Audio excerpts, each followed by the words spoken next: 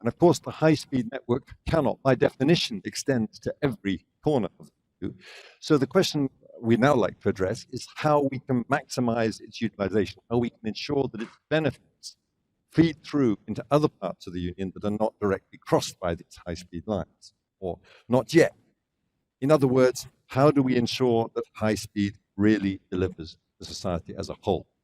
And to answer those questions, it's a great pleasure to welcome Frederico Francesco, the coordinator for the National Rail Plan here in Portugal, and advisor to the Minister for Infrastructure and Housing.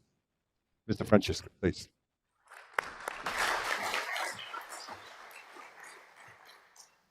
Thank you very much, Matthew, Madam Commissioner, Minister, Secretary of State, dear guests. I think this should work. Let me just try it out. Yes, okay, it is working. So good morning, everyone. I would like to thank you for the opportunity to talk to you today about high-speed rail. And I thank Professor Secchi for his presentation, because now I will be able to take it in a somewhat different direction. Okay, I was going on the wrong way with the remote, I'm sorry. So I can now take a somewhat different perspective on the same issues that Professor Secchi addressed.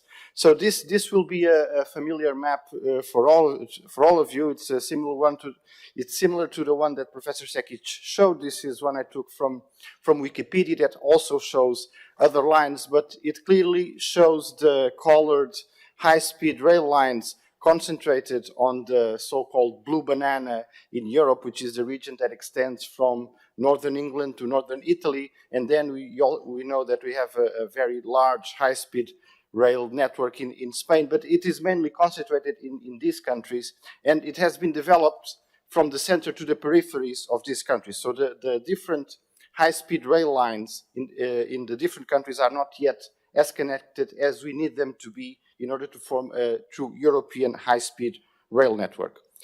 This will also be a familiar chart for all of you. It shows the growth of the length of high-speed lines in the European Union. So I'm not putting here the comparison with China so we will not be embarrassed by it, but we can see that we have been growing at a very steady pace since 1981, when the first high-speed rail line opened in Europe.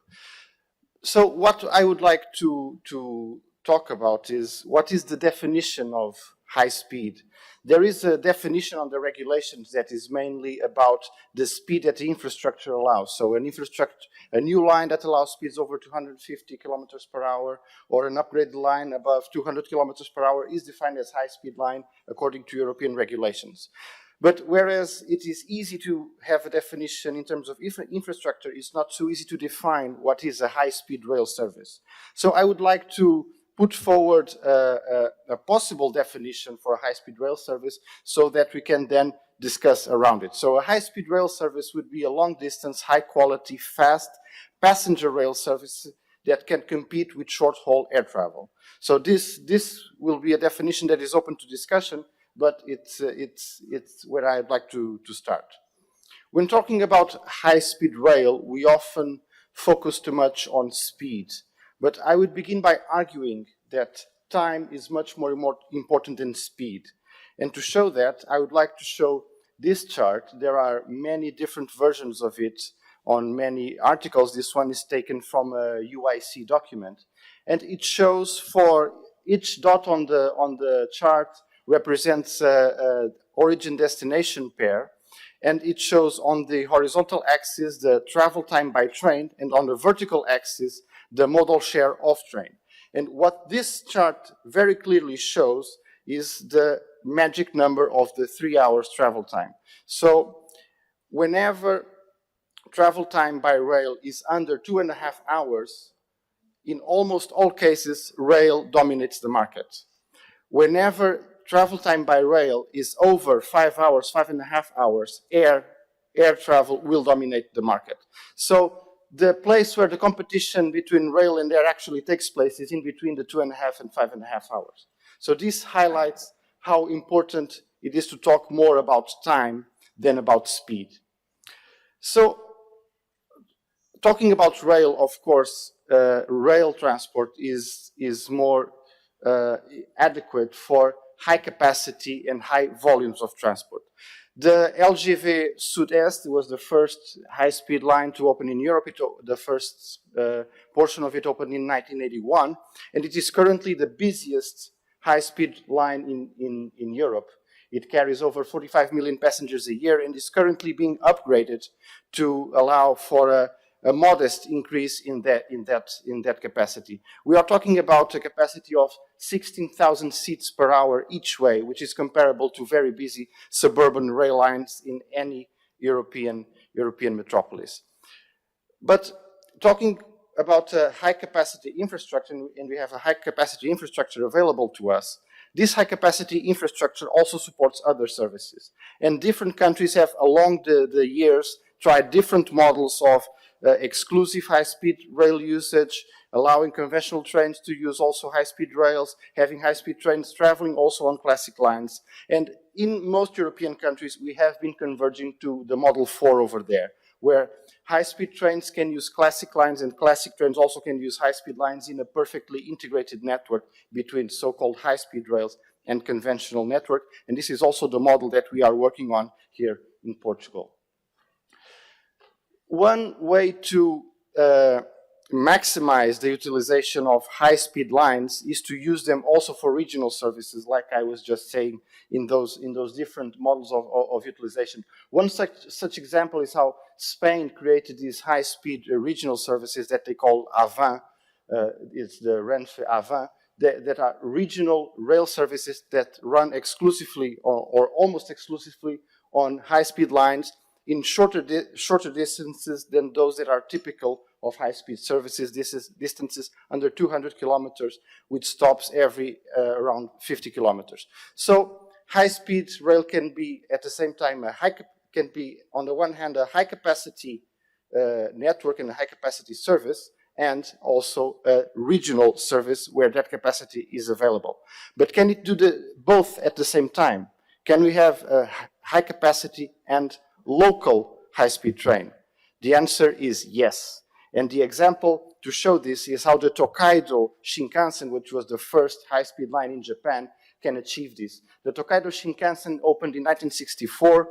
It is 515 kilometers in length, and it has 17 stations in those 515 kilometers.